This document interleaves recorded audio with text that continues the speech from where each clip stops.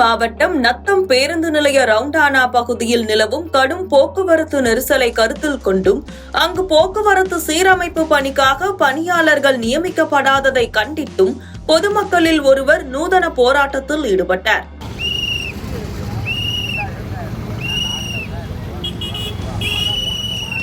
நத்தம் ரவுண்டானா பகுதியானது பள்ளி மாணவர்கள், ஆசிரியர்கள், அரசு ஊழியர்கள் மற்றும் பல்வேறு பணிகளுக்காக செல்வோர் என அதிக அளவிலான பொதுமக்கள் கடந்து செல்லும் முக்கிய வழித்தடமாக உள்ளது.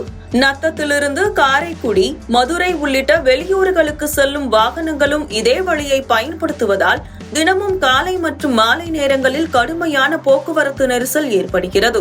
போக்குவரத்தை சீர் செய்ய நிரந்தரமாக காவலர்கள் பணியமர்த்தப்படாத நிலை நீடிக்கிறது. போக்குவரத்து காவலர்கள் இல்லாத சூழலை அதிகாரிகளின் கவனத்திற்கு கொண்டு செல்லும் விதமாக பொதுமக்களில் ஒருவர் இறந்த சடலத்தை போல வேடமணிந்து போராட்டத்தை தொடங்கினர். வாயில் துணியை கட்டிக்கொண்டு கழுத்தில் மாலையிட்டு ரவுண்டானா அருகே அமர்ந்து கொண்ட அவர் ஒரு விசில் மூலம் போக்குவரத்தை நெரிசலின்றி சீர் செய்தார்.